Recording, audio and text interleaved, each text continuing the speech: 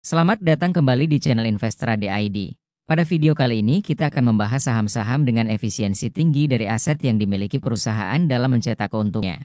Sebelum itu, klik like dan subscribe bila teman-teman suka dan support channel ini.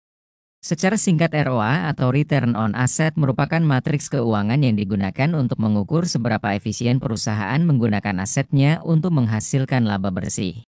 Perusahaan pertama datang dari sektor properti industri residensial dan komersial, yaitu Pura Delta Lestari Tbk atau saham DMAS.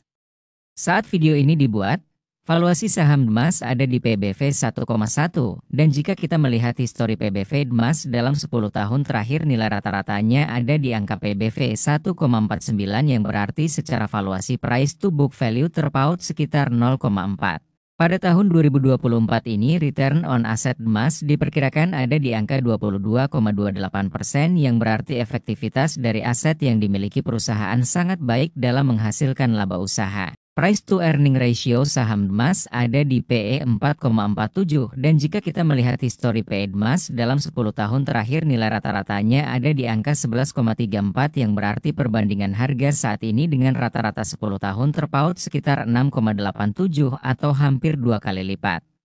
Saat video ini dibuat di kuartal 3, perusahaan berhasil mencatatkan NPM sebesar 65,92% dan perusahaan juga rutin membagikan dividen sejak 9 tahun lalu sampai saat ini dengan besaran yield 13,66% dalam 1 tahun terakhir.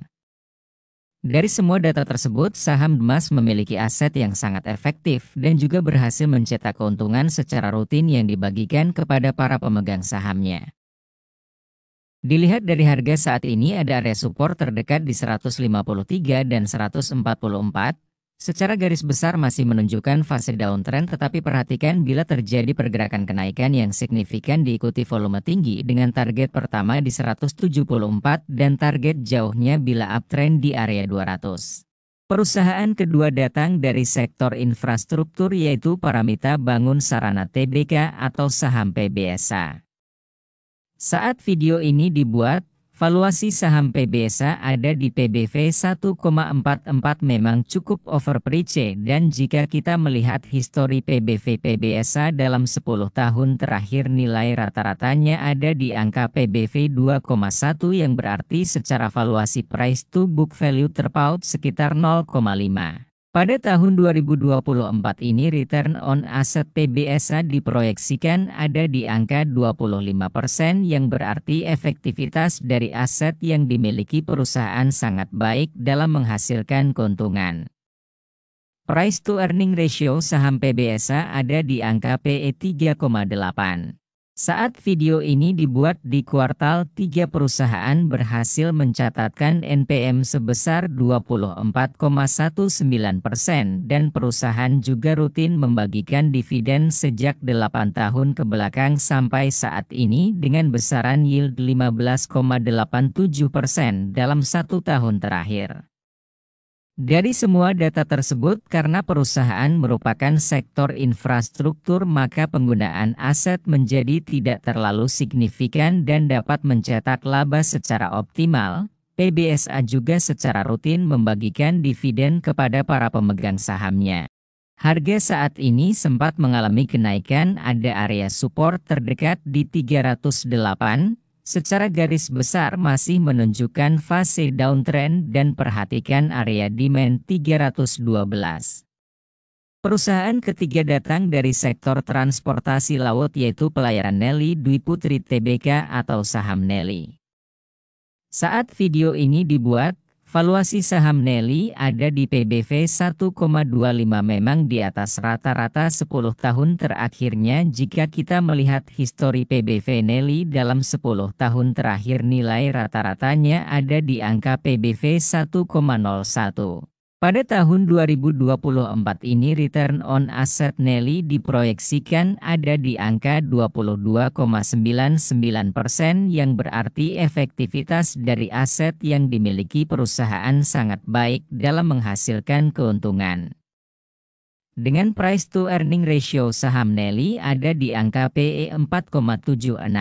Saat video ini dibuat kuartal 3 perusahaan berhasil mencatatkan NPM sebesar 50,52% dan perusahaan juga rutin membagikan dividen sejak 12 tahun ke belakang sampai saat ini dengan besaran yield 6,52% dalam 1 tahun terakhir. Dari semua data tersebut, saham Nelly memiliki aset yang sangat efektif dan juga berhasil mencetak keuntungan cukup optimal dan rutin membagikan dividen kepada para pemegang sahamnya. Harga saat ini sudah berada di fase uptrend yang cukup tinggi, namun bila tertarik dapat perhatikan support 422 dengan resisten di harga 540. Perusahaan keempat datang dari sektor energi terutama tambang batubara yaitu Indo Tambang Raya Megah Tbk atau saham ITMG. Saat video ini dibuat, valuasi saham ITMG ada di PBV 1,09 dan jika kita melihat histori PBV ITMG dalam 10 tahun terakhir nilai rata-ratanya ada di angka PBV 1,4 yang berarti secara valuasi price to book value terpaut sekitar 0,3. Pada tahun 2024 ini return on asset ITMG diperkirakan ada di angka 15,69% yang berarti efektivitas dari aset yang dimiliki perusahaan cukup baik dalam menghasilkan laba usaha. Price to earning ratio saham ITMG ada di PE 5,42 dan jika kita melihat histori PE ITMG dalam 10 tahun terakhir nilai rata-ratanya ada di angka 8,57. Saat video ini dibuat di kuartal 3 perusahaan berhasil mencatatkan NPM sebesar 25,58% dan perusahaan juga rutin membagikan dividen sejak 16 tahun lalu bahkan lebih dan sampai saat ini dengan besaran yield 11,14% dalam 1 tahun terakhir. Dari semua data tersebut, saham ITMG memiliki aset yang sangat efektif dan juga berhasil mencetak keuntungan dan secara rutin membagikan dividen kepada para pemegang sahamnya.